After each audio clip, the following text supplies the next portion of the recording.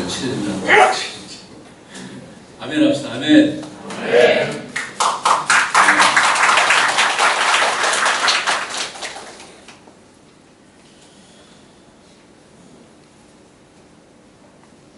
우리가 지금 예배를 드리는데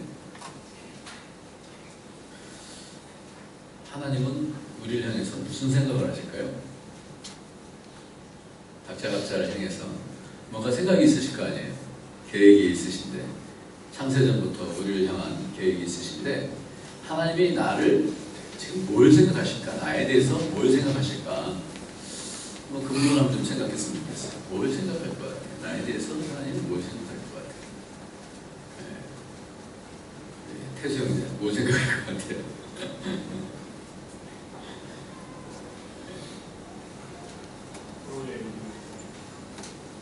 그렇죠. 앞으로의 방향, 그렇죠? 네. 그래요.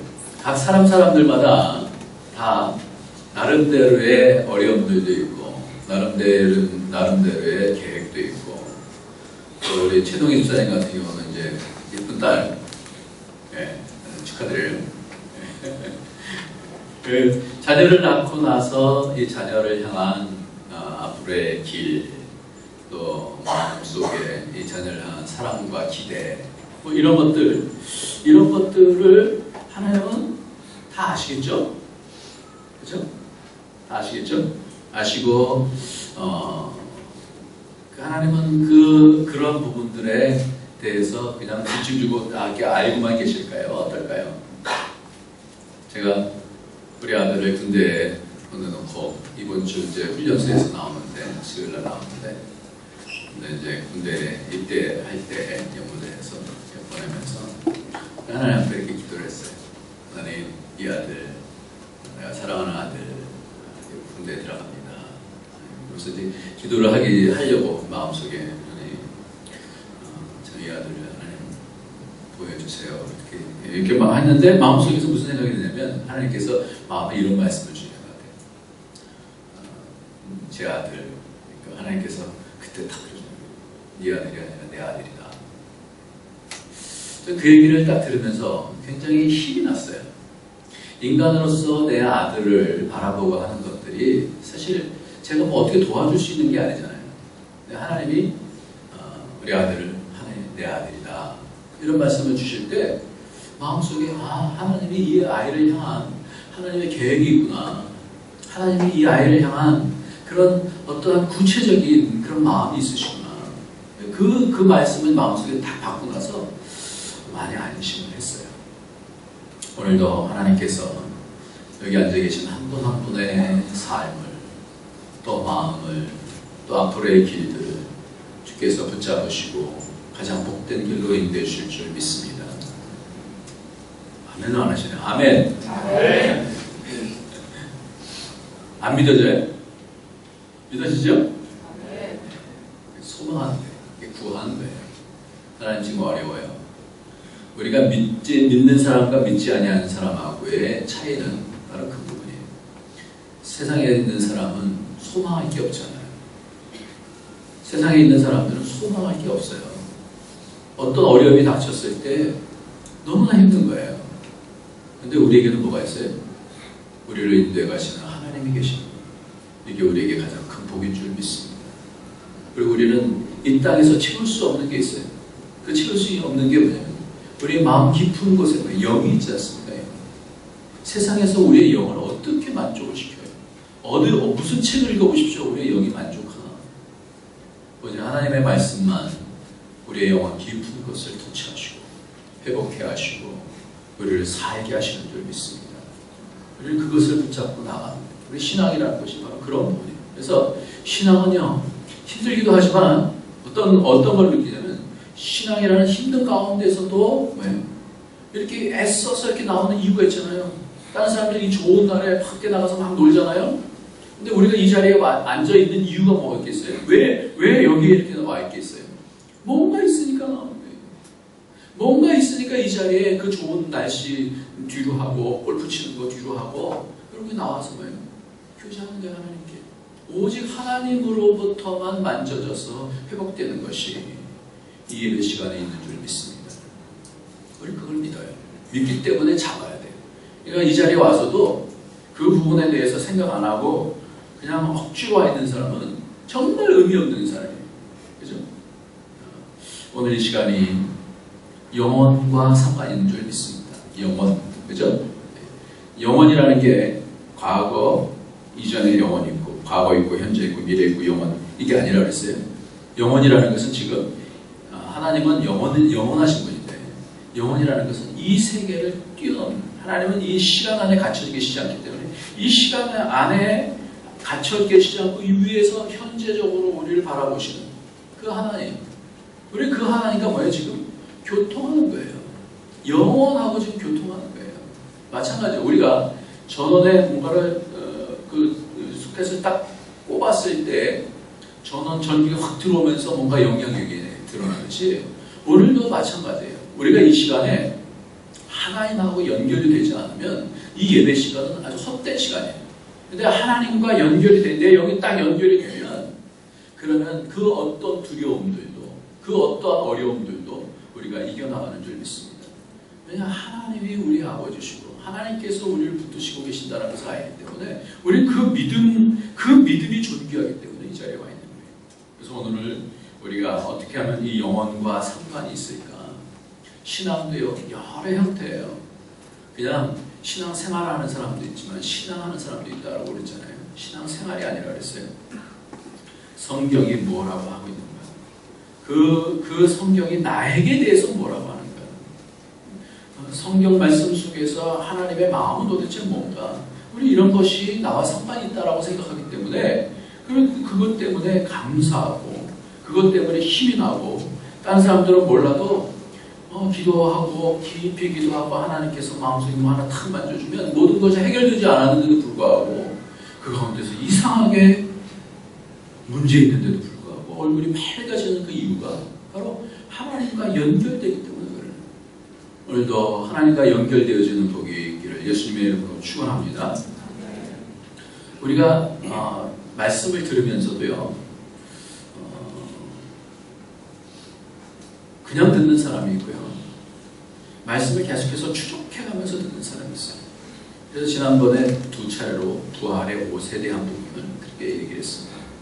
그래서 사도 바울이 우리의 기본 개념하고는 좀 다르게 부활에 이르려 한다 그렇게 얘기를 합니다.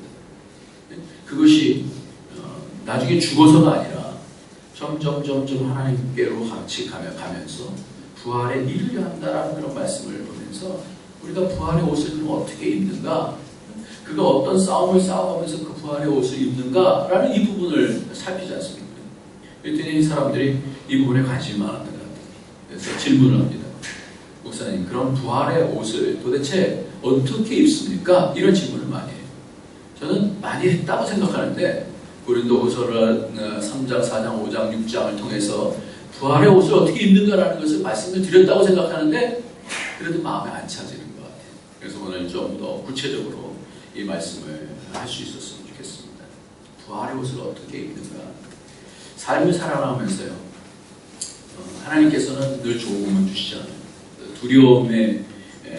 두려울 때도 있고 또 낙심될 때도 있고 여러 때가 있어요. 그런데 두려워하는 것을 극복하는 어떤 포인트는 뭐냐면 하나님의 능력을 잡으면 두려움이 떠나가야 돼요. 그래서 아브라함 같은 경우도 믿음의 사람이었는데도 불구하고 연합군하고 싸워갖고 그래서 조카 롯을 데려왔을 때 그 연합군들이 다시 보복할까봐 굉장히 두려워했었어요. 그러니까 하나님이 그때 그를 만나주셔서 두려워하지 말라. 내가 너의 방패요, 내가 너의 상급이다 그러니까 그가 이제 내 사명, 그럼 내 신은 누굽니까? 그렇게 얘기를 하는 거예요. 그러니까 문맥을 잘 읽어보면요. 내 두려움 가운데 있으면 자기의 사명들도 다 잊어버려요.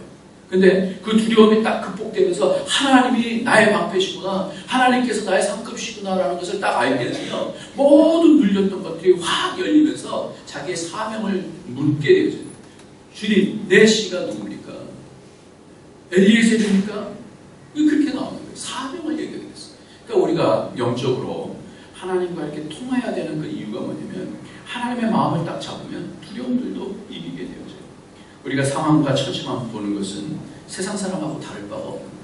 그러나 우리는 뭔가 다른 거예요. 하나님의 이유와 목적과 그 뜻을 알게 되어지면 아무리 어려워도 우리는 이길 수 있는 자가 되는 줄 믿습니다. 그래서 예배가 소중하고 기도가 소중하고 성경을 사모해야 되는 그런 이유가 그런 것입니다. 제가 지난주에 주간에 기도를 두 사람을 위해서 기도를 했어요. 정말 간절하게 기도했어요. 여러 가지 정말 어려운 가운데 있는 분들, 마음속에 어려움당하는 사람들이 있습니다. 이렇게 기도하게 되어져요. 두 가지 다 하나님께서 응답을 해주셨어요. 정말 어려운 가운데 하나님께서 지나가게 해주시고, 그리고 어떤 분은 빨리 뭔가 한국에 가서 뭔가 처리를 해야 되는데 하나님께 기도했어요. 저를 협박하시더라고요. 목사님, 이 일이 빨리 안 되면 저 늦게 돌아옵니다. 빨리 해결되면 빨리 돌아올 수 있습니다. 그런데 벌써 다 해결이 되는 걸로 알고 있습니다. 그래요. 그러니까 우리가 왜 기도하고 왜 예배를 드리느냐? 세상에서 믿지 아니하는 사람들과 다르기 때문에 그래요. 하나님의 능력과 하나님의 역사를 믿기 때문에 그런 거예요. 오늘도 우리가 하나님과 통하기를 원합니다. 제가 말씀을 준비하다가 이런 책을 하나 이렇게 봤어요. 여러분, 말씀이 준비되는 게 그렇게 쉽게 막 준비되는 건 아니거든요. 그래서 어떨 때는요, 뭘 말씀을 해야 되는지, 어떤 말씀을 해야 되는지 찾기가 참 어려울 때가 와요. 그러다가 그 말씀을 준비하다 이 책을 봤어요. 뭐예요? 네, 성화의 길, 이렇게 돼 있는데 박영성 목사님이 쓰신 책이에요. 이것이 1999년에 출판된 거예요. 제가 오랫동안 갖고 다녔었던 책인데, 우리 교단의 목사님이시기도 하고 남포교회 목사님이시고, 이분이 자신의 생각을 쓴 거는 아니고요. 이게 원래 존 헌터라고 하는 사람이 The Christ Filled Life라고 하는 그런 책을 가지고 본인이 은혜를 받고 본인이 강의를 하면서 이거를 근거로 해서 쓴 책이에요. 성화의 길. 우리가 아까도 말씀드린 것처럼 부활의 옷을 어떻게 입느냐, 이것이 이 성화랑 상관이 있어요. 그래서 이 책을 보면서 도대체 우리는 부활의 옷을 어떻게 입느냐라는 것을 평생토록 구원받은 자들로서 이 부활의 옷을 어떻게 입느냐라는 것을 우리는 알아야 되는데요. 이걸 좀 감안해서 들으십시오. 1999년, 아니 1980 몇 년 때 쓴 책이에요, 이게. 그러니까 벌써부터 30년 정도 전에 쓴 책입니다. 이 책의 서문에 이렇게 되어 있습니다. 그때서부터 이런 고민을 목사님이 하셨는데요. 지금 한국교회는 전도와 선교의 꽃을 피우고 있고, 신자들은 구원의 감격과 확신 속에 주를 위한 봉사의 열정을 갖고 있다고 생각합니다. 그러나 신앙생활은 기쁨과 감격의 연속이 아니라 인내와 갈등의 싸움입니다. 기쁨과 감격을 이긴 싸움, 인내의 여정을 출발케 하고 결심케 하는 것일 뿐입니다. 신앙생활은 성화의 과정이요, 하나님께서 요구하시는 완성의 자리에 이르는 훈련의 기간이기도 합니다. 아무리 큰 체험과 감격 속에서 출발했어도 그 길을 가며 목표에 도달하는 것은 또 다른 수고를 필요하는 것입니다. 얼마나 순수하고 놀랍게 이 길을 결심했느냐가 아니라 그 길을 어떻게 그리고 어디까지 걸어왔느냐를 무료하는 것이 신앙생활입니다. 이 성화의 부분이 한국교회는 아직 구원의 감격에 묻혀 있는 듯 합니다. 이것이 저도 이 땅에 오면서요, 중국 땅에 오면서 이 부분에 대해서 저도 그렇게 동감을 했었어요. 그래서 거의 많은 부분을 이 성화라고 하는 것에 많이 할애를 해서 제가 설교를 한 것을 여러분들도 아실 겁니다. 왜냐하면 오늘 본문을 보면 그 이유를 알게 되어집니다. 보통 로마서를 강의할 때는, 설교할 때는 대부분 뭘 많이 얘기하냐면 칭의를 많이 강조해요. 한번 같이 보겠습니다. 8절, 9절, 10절, 8절부터 9절 상반절까지 한번 같이 한번 읽겠습니다. 우리가 시작. 우리가 아직 죄가 되었을 때 그리스도께서 우리를 위하여 죽으시고 하나님께서 우리에게 대한 자기의 사랑을 확증하셨느니라. 그러면 이제 우리가 그 피를 인하여 의롭다 하심을 얻었은 즉, 여기까지. 이걸로 끝나지 않아요. 의롭다 하심을 받은 것, 이걸로 끝나지 않아요. 여기만 있는 것이 아니에요. 이 다음 구절을 자세하게 더 읽어야 돼요. 한번 봅시다. 더욱 더욱 시작 더욱 그로 말미암아 진노하심에서 구원을 얻을 것이니 곧 우리가 원수 되었을 때 그 아들의 죽으심으로 말미암아 하나님으로 더불어 화목되었은즉 화목된 자로서는 더욱 그의 살아심을 인하여 구원을 얻을 것이니라. 뭐라고 되어 있어요? 구원 받았다라는 것으로 끝나지 않아요. 의롭게 되었다라는 것으로 끝나지 아니하고 뭐라고 되어 있어요? 더욱 구원을 뭐라고요? 뭐라고 되어 있어요? 얻을 것이다 라고 되어 있어요. 얻을 것이다. 이게 굉장히 중요한 거예요. 우리가 구원을 얻어가는, 계속해서 얻어가는 것이 왜 중요해요? 성경에서 말하는 거예요. 많은 사람들이 로마서를 설교하면서 칭의에 대한 부분들만 너무 강조하는데, 그런데 오늘 본문 두 절 안에서도 보면 더욱 뭐라고요? 구원을 얻을 것이 다 뭐예요? 미래에 대해서 얘기하고 있어요. 과거에 구원받은 것만 얘기하고 있지 않고 구원을 이루어갈 것, 구원을 얻어갈 것에 대해서 그렇게 말씀하고 있다 이 말이에요. 그러면서 맨 마지막에 보면 더욱 그의 살으심을 인하여, 살으심이 뭐냐면 부활이야, 부활. 그러니까 이 부활과 이 성화에는 뗄래야 뗄 수 없는 그런 관계가 되죠. 이 살으심이라고 하는 단어를 통하여서 우리에게 6장에서는 뭐라고 말씀하냐면요. 6장 11절 한번 같이 한번 읽어보겠습니다. 6장 이와 같이 시작. 이와 같이 너희도 너희 자신을 죄에 대하여는 죽은 자요 그리스도 예수 안에서 하나님을 대하여는 산 자로 여겼지어다. 우리가 살으심을 받았기 때문에, 그럼에도 불구하고 우리가 세상 가운데 있기 때문에 우리가 늘 어떻게 해요? 죽음에 넘겨줘요. 그렇기 때문에 어떻게 그리스도 예수 안에서 하나님을 대하여는 산 자로 여겨라 이렇게 얘기를 하고 있어요. 제가 오늘도 이렇게 오면서 길거리를 이렇게 걷다 보니까 다 길거리를 다니긴 다니는 것 같은데 그 속에 생명이 있는 사람들인가? 그냥 걸어는 다니는데 저 사람들이 사는 목적이 뭘까? 저 사람들이 영혼하고 연결이 되어 있는 사람들인가? 하나님의 마음을 알고 있는 사람들인가? 그 사람들이 다 죽으면 우리가 어떠한 하나님의 계획이 있는 것을 알고 있는 사람들인가? 이런 부분들을 이렇게 생각하면서 사람들을 이렇게 보고 왔습니다. 사람을 이렇게 보고 오는데 참 우리가 믿는 사람들이 참 감사하다. 왜 그래요?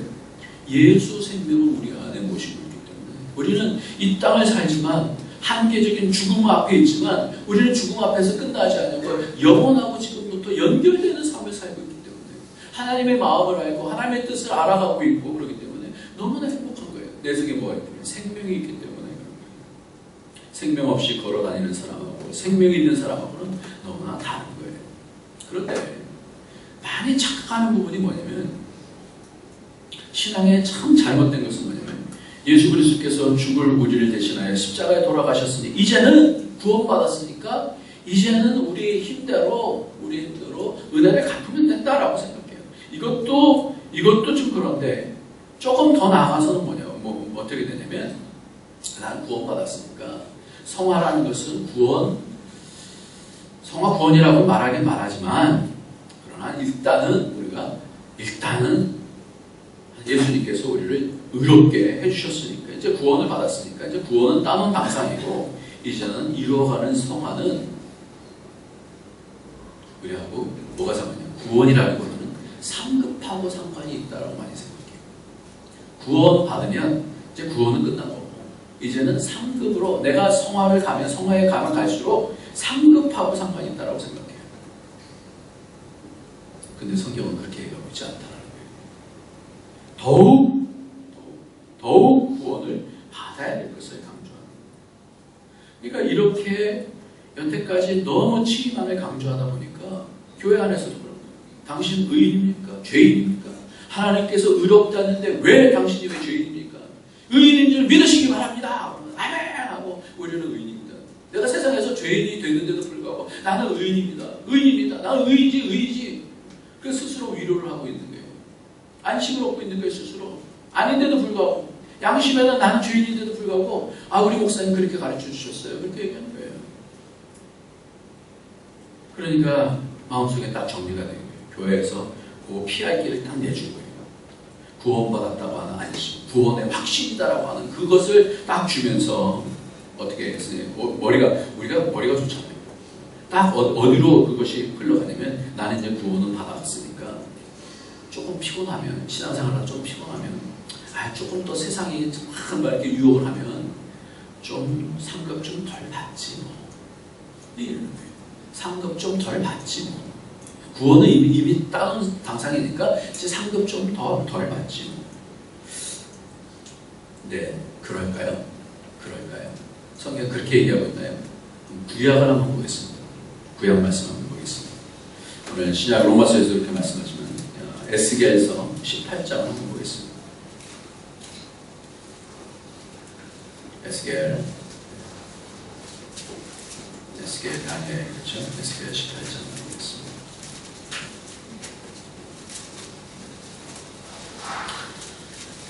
네, 성경 있으시면 구약 성경 1176쪽 1176쪽에 있습니다. 찾아보시고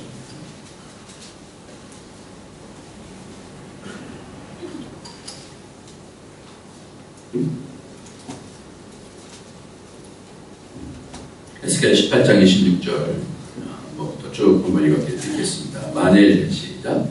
만일 의인이 그 의를 떠나 죄악을 행하고 인하여 죽으면 그 행한 죄악으로 인하여 죽는 것이요.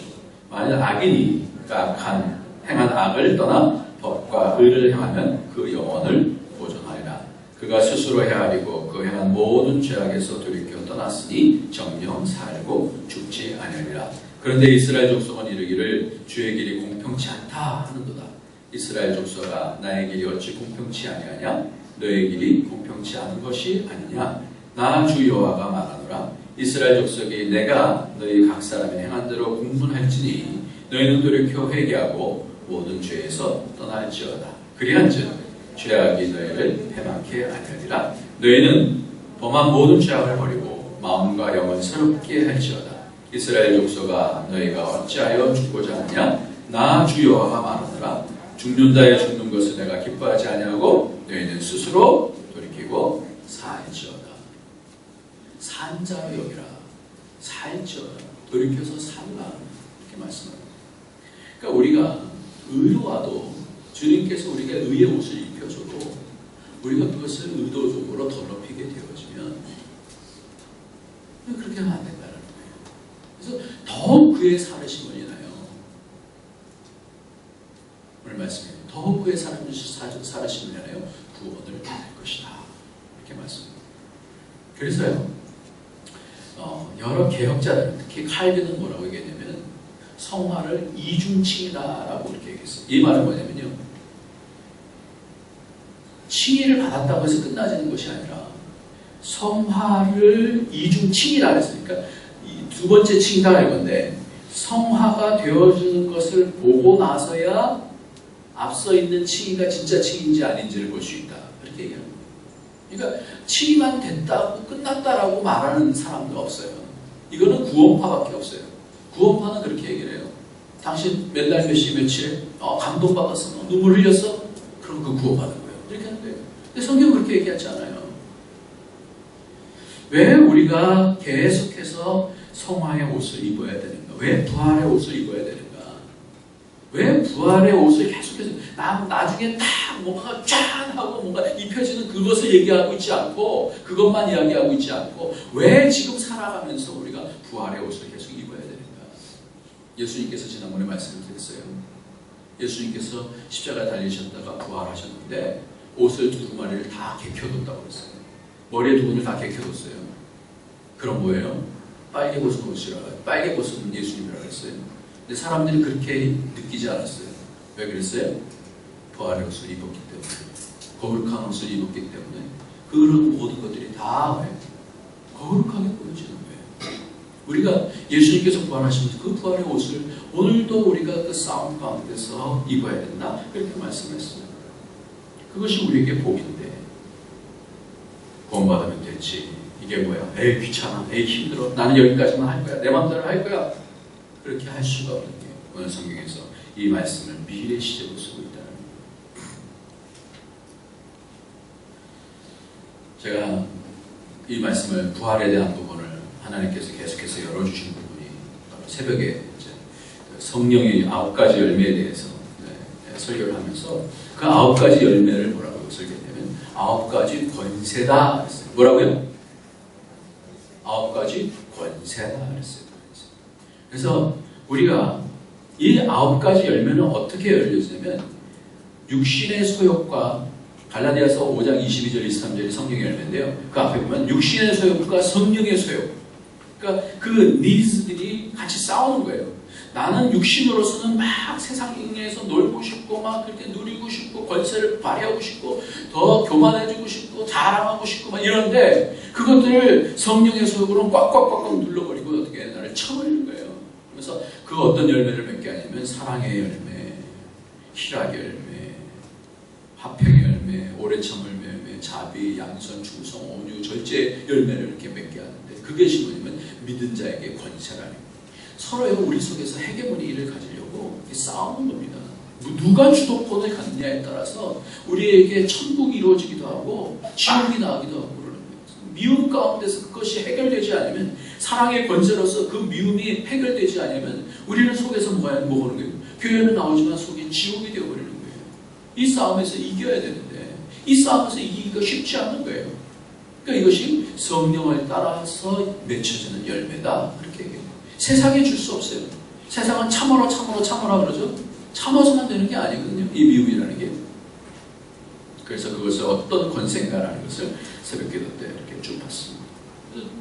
그것이 나를 쳐서 복종시키면서 사도 바울은 내가 날마다 죽노라 이렇게 되어지는데 그래서 요한복음 12장 24절에 보니까 내가 진실로 너에게 이르노니 하나님의 일이 땅에 떨어져서 죽지 아니하면 하나 그대로 있고 죽으면 많은 열매를 내느니라. 자기의 생명을 사랑하는 자는 잃어버릴 것이요 이 세상에서 자기의 생명을 미워하는 자는 영생하도록 보존하리라. 그러니까 이 땅에서 자기를 사랑하는 자인지 이 땅에서 자기의 생명만 사랑하는 자인지 아니면 하나님의 연결된 그 뜻을 놓고 서로 싸우면서 자기를 쳐서 복종시키는 자인지에 따라서 달라진다는 거예요. 그래서 참 하나님의 말씀이 하나씩 열어지기 시작하면요 안 보이는 말씀이 이렇게 보죠. 하나님의 미래 땅에 떨어져 죽으면 여러분들 요즘 새싹이 나잖아요. 다 죽은 것 같잖아요. 그런데 기가 막히게 그 안에 생명이 있으면 어떻게 됩니까? 반드시 뭐예요? 싹이 나게 되어 있는 거예요. 얼마나 예뻐요. 얼마나 멋있어요. 저것이 만약에 딱 그대로 있었다고 생각해보세요. 봄이 됐는데도 불구하고 그대로 있다고 생각해보세요. 우리의 심령도 마찬가지예요.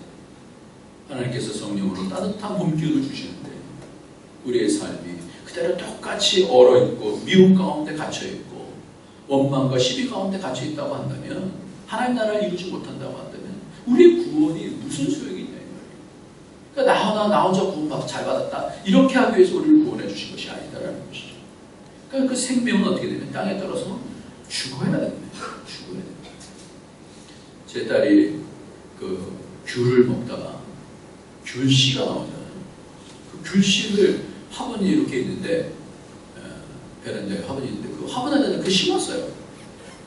저는 전혀 정말 기대를 안 했어요. 제 생각에는 씨는 말려서 그것을 뭐 어떻게 해서 심어야지 난다고 생각했는데 귤 먹다가 남은 씨를 심었는데 물을 주고 막 그 앞에서 노래도 불러주고 그러니까 얘가 싹이 나오는 거예요. 싹이 참 신기하더라고요. 노래를 불러서 나온 건지 아니면 왜 나온 건지 이렇게 싹이 나고 이게 잘하고 있어요. 나중에 귤도 열릴 겁니다. 이게 중요한 거예요. 그러니까 씨가 그 자체로 있으면 아무도 볼 게 없잖아요. 그래서 제가 그 덕분에 우리 어떤 집사님한테 차나무 씨를 받아갔고요. 제가 며칠 전에 다시 심어봤어요. 저도 이제 노래 불러줄 겁니다. 난 잘하네. 차나무가 이런 거구나. 이 정도는 좀 알아야 되겠다 싶어 심어놨어요. 땅에 떨어져서 어떻게 그 하나가 죽어요.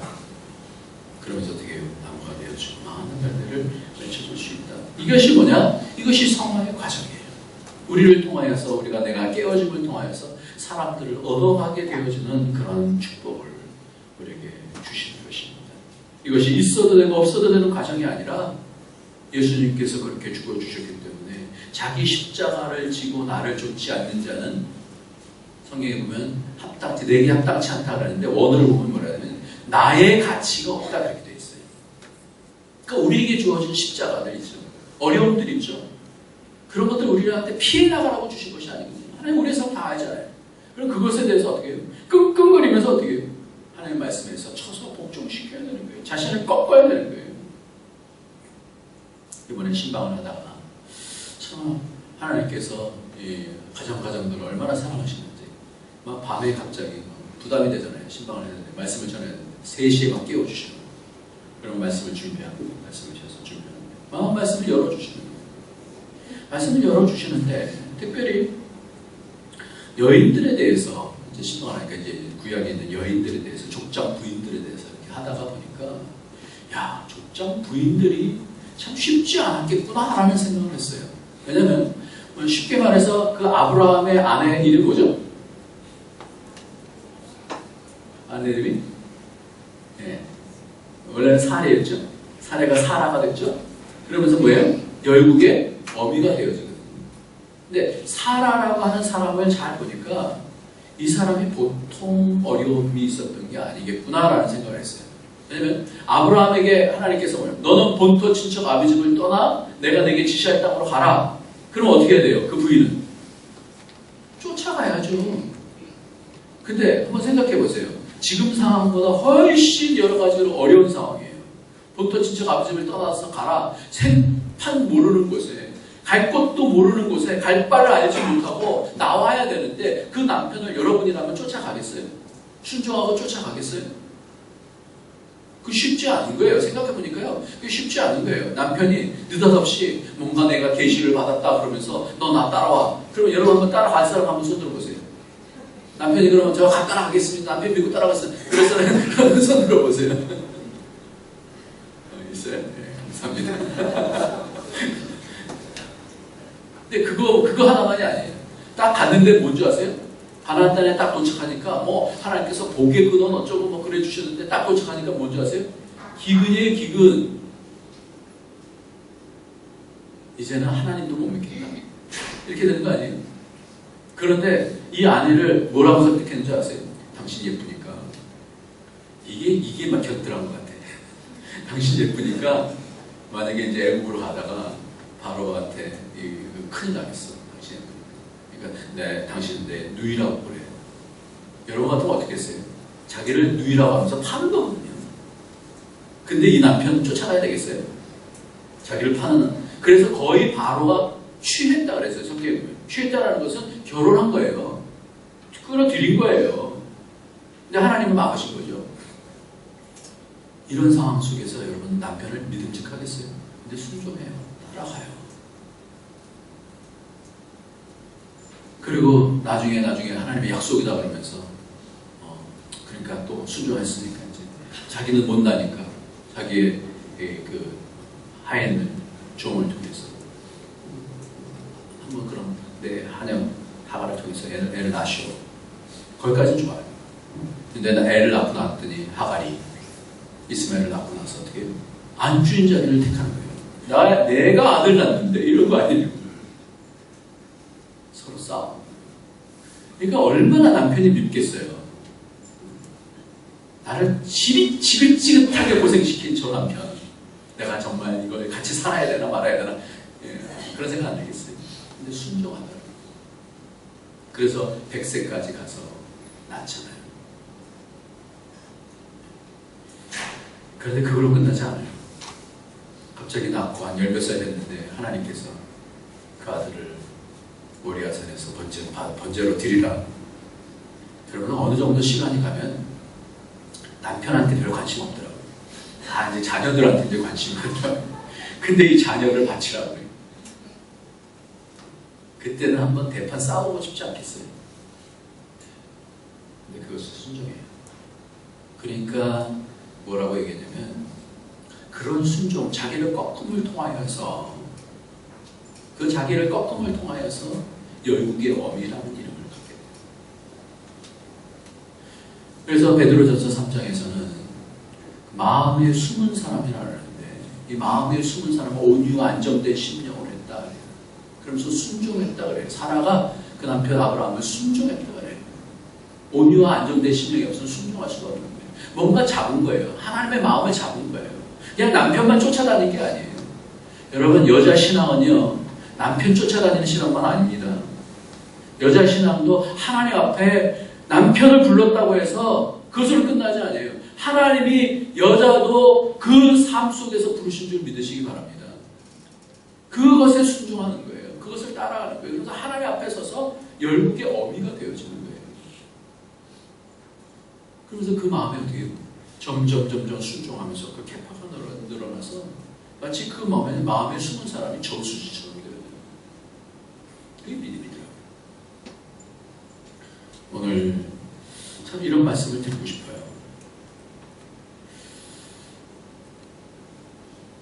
원래는 여자에게 주어진 벌이 남편하고 싸우는 거였었어요. 하와에게 준 벌이 너는 남편을 사모하고 이런 건데, 그 원어를 잘 보면은 뭐냐면 남편을 이기려고 하고 남편은 너를 다스리라 이렇게 했어요. 그 싸움이 벌이에요. 부부 싸움이 벌입니다. 성경에. 서로 이기려고 하는 거예요. 근데 왜요? 순종하는 거예요. 순종. 하나님의 뜻이기 때문에 순종하니까 그 심령을 어떻게 캐파를 늘려줘서 복의 그릇으로 만들어주시고 열국의 어미가 되게 하신다는 거예요. 그래서 저는 그래요. 지금 우리가 사실 늘 순종하는 게 이게 쉬운 게 아니잖아요. 내가 미워하는 사람 사랑하라고 하면 누가 금방 사랑하게 돼요. 제가 설교하면 그러면 여러분들 혹시 그런 마음속에 그러지 않습니까? 사랑합시다. 당신이나 한번 사랑해 보시지만 그런 마음 들지 않으세요? 꺾는 거예요. 저도 참 쉽지 않더라고요. 근데 꺾는 거예요. 하나님이 주신 것은 우리에게 뭘 만들려면 하나님 나라 되게 하시기 위해서 우리를 훈련시켜 주시는 줄 믿습니다. 그러니까 꺾는 거예요. 하나님 앞에서 꺾는 거예요. 용서 못하는 사람 용서해야 되고, 미워하는 거 꺾어서 사랑해야 되고, 그럴 때에 천국이 되어집니다. 저는 이 사라가 굉장히 지혜로웠던 사람인 것 같아요. 뭔가 봤으니까 또 순종하고 또 순종한 거 아니에요. 뭘 봅니까? 자기를 누이라고 그러면서 팔았을 때도 결국 뭘 보냐면 사람을 믿을 만하지 않아요.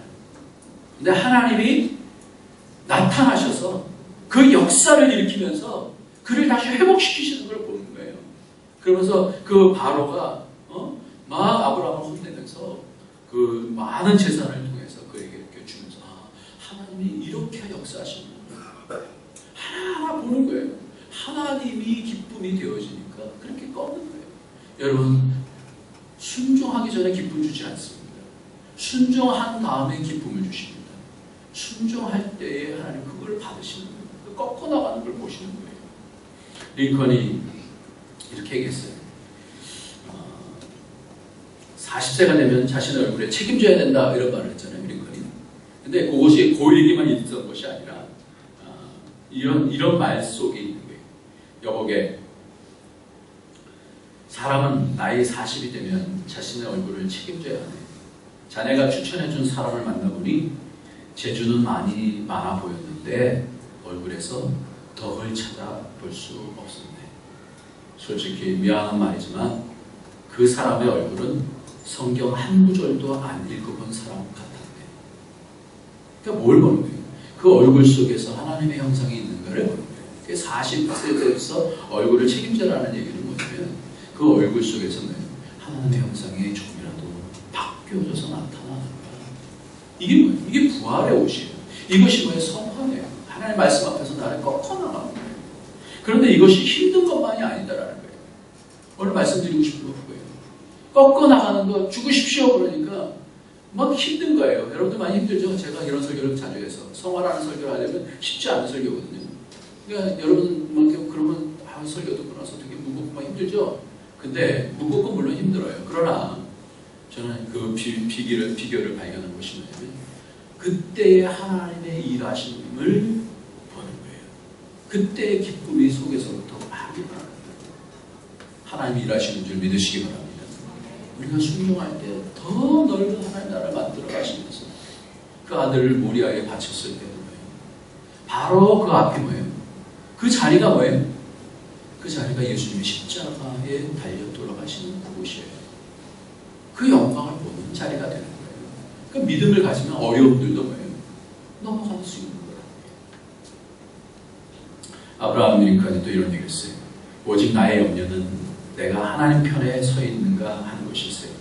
우리가 하나님을 향해 서 있기만 하면 언제나 하나님은 우리 편이 되어주신다네. 하나님께서는 성경의 다윗을 통해서 내게 그 사실을 깨우쳐 주셨네. 또 한 편지에서 이렇게 했습니다. 존경하는 미드 장군, 이 작전이 성공한다면 그것은 모두 당신의 복입니다. 그러나 만약 실패한다면 그 책임은 내게 있습니다. 만약 작전이 실패로 돌아간다면 장군은 링컨 대통령의 명령이었다라고 말하시오. 그리고 이 편지를 모두에게 공개하시오. 이 사람이 이렇게 하나씩 사실 링컨은 굉장히 못생긴 사람이에요. 얼굴도 길쭉하고요, 펄쩍 마르고 이 사람 정말 볼품 없는 사람이에요. 근데 사람이 얼굴의 형태만 보는 게 아니잖아요. 그 안에서 풍겨나오는 그 얼굴에 하나님의 영성을 보는 거예요. 저는 또 이런 얘기를 했어요. 북군의 승리는 기도의 승리였습니다. 우리에게 남군의 로버트 리 장군 같은 명장이 없었으면 오히려 다행이었습니다. 왜냐하면 기도로 하나님을 더 의지할 수 있었기 때문입니다. 명장이 있었으면 그 명장을 의지할 것 때문에 기도를 못했기 때문에 오히려 우리가 다행이었습니다. 이렇게 얘기해요. 우리가 어린아이 같지 않으면 천국에 들어갈 수 없다 이렇게 얘기하잖아요. 하늘나라에 갈 수 없다 그러잖아요. 근데 그 단어가 잘 보기만 읽으면 오해하기 되게 쉬운 말씀이에요. 어린아이 같으면 다 천국에 가요. 어린아이들은 다 천국에 가요. 아니에요. 어린아이도 얼마나 영악한 줄 아세요? 그 앞에 있는 단어가 있어요. 돌이켜. 어린아이 같잖아요. 이거 등구절이에요. 돌이키는 거. 어린아이는 매 한 번 딱 뜨면 어떻게 해요? 엄마 잘못했어요. 그러면 돌아오잖아요. 돌이키는, 쉽게 돌이키는 거예요. 그 사람이 하나님 나라에, 하나님 나라는 그 이 사람은 이런 사람의 것이다라는 거예요. 그러니까 하나님이 뭔가, 그러니까 이런 것 같습니다. 하나님을 경외하는 사람, 하나님을 두려워하는 사람은요, 하나님께서 그를 복되게 해주시고 그 나라를 경험케 해주시는 거예요. 여러분, 하나님을 두려워하시기 바랍니다. 하나님께서 뭔가 쌓이면 뭐 하나만 딱 줘도 아이고 하나님 내가 잘못했어. 그래야지 마음이 굳어갖고 하나님이 이기나 내가 이기나 한번 봅시다.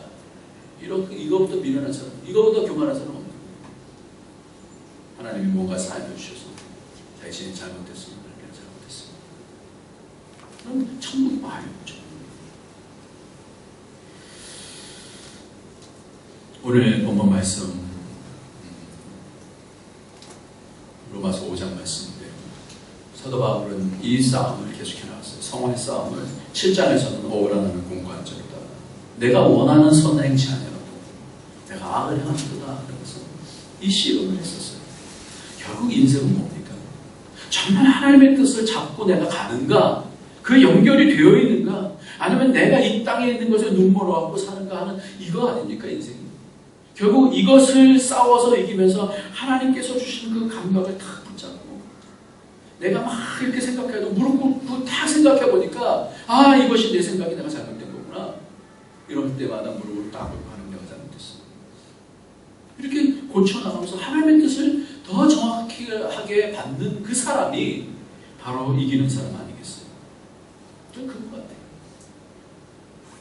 오늘 말씀을 마치겠습니다. 마태복음 7장에도요. 구하라, 찾으라, 두드리라 그 말씀입니다. 자녀가 떡을 달라면 돌을 주며 생선을 달라면 정갈을 줄 자가 누가 있겠느냐 말씀하시면서 천국께서 구하는 자에게 좋은 것을 주시지 않겠느냐. 이번에 신방하다가 참 너무나 중요한 말씀을 제가 하나 잡았어요. 오늘 컬러에도 썼습니다만 한번 우리가 이거 보고 마쳤으면 좋겠습니다. 마태복음 12장 마태복음 12장 35절 말씀이에요. 마태복음 12장 35절 말씀은요. 선한 사람은 마태복음 12장 35절 시작. 선한 사람은 그 쌓은 선에서 선한 것을 내고 악한 사람은 그 쌓은 악에서 악한 것을 내립니다. 이 말씀은 다른 경전에서도 있을 법한 그런 말씀인데 이 말씀을 그렇게 읽으면 안 되는 거예요. 이 선이라는 건 좀 다른 개념이에요. 성경에서 선이라는 개념이 굉장히 중요한 개념인데 여기서 선한 사람은 그 마음에라는 단어가 빠졌어요. 원어에는 있습니다. 그 마음에 쌓는 선. 그 마음에 쌓은 선에서 선한 것을 내고 악한 사람은 그 쌓은 악에서 악을 내느니라 했어요. 제가 좀 전에 마태복음 7장을 읽어드렸어요. 구하라 찾으라 두드리라 그러면서 천부께서 구하는 자에게 좋은 것이라는 것이 선이라는 단어예요.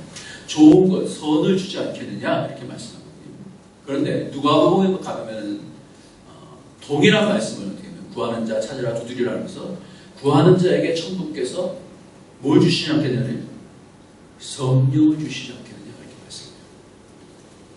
이것을 여기다 대입을 한번 해봅시다. 선한 사람은 그 쌓은 선, 뭐가 쌓여지는 거예요? 선이 뭐라고요? 성령이에요. 성령은 하나님의 마음을 알게 하시는. 그러니까 우리가 내 생각 고집하는 걸 끊고 성령을 통해서 기도할 때 성령께서 내가 이것이 잘못됐구나. 하나님 마음을 잡습니다. 그러면서 그 쌓은 선, 성령의 말씀, 성령의 감동 이것을 쌓으라는 거예요. 제가 제 이름이 선한